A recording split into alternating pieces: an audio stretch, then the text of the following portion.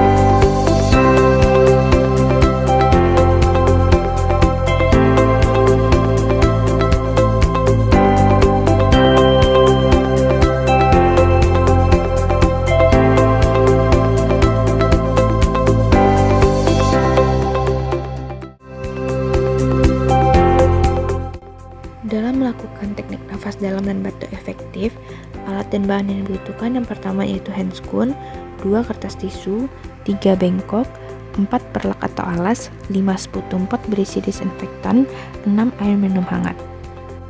Tahap kerja yang pertama, kita dapat meminta pasien meletakkan satu tangan di dada dan satu tangan di abdomen, lalu melatih pasien melakukan nafas perut dengan menarik nafas dalam melalui hidung hingga 3 hitungan, jaga mulut tetap tertutup. Lalu meminta pasien merasakan mengembangnya abdomen dan meminta pasien menahan nafas hingga 3 hitungan, lalu menghembuskan nafas perlahan dalam 3 hitungan lewat mulut, bibir seperti meniup.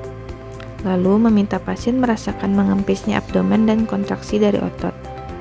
Kita dapat memasang perlak atau alas dan bengkok di pangkuan pasien bila duduk atau di dekat mulut bila tidur miring. Kita dapat meminta pasien untuk melakukan nafas dalam 2 kali. Yang ketiga, inspirasi, tahan nafas dan batukkan dengan kuat. Lalu menampung lendir dalam sputum pot.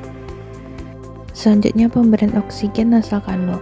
Alat yang dibutuhkan yang pertama yaitu nasal kanul, selang oksigen, sumber oksigen dengan flowmeter, cairan steril, humidifier, bengkok, plester, serta kasar pembersih.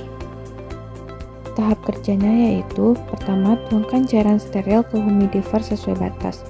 Lalu pasang flowmeter dan humidifier ke tabung oksigen dan sambungkan selang nasal kanul ke humidifier. Atur aliran oksigen 2-4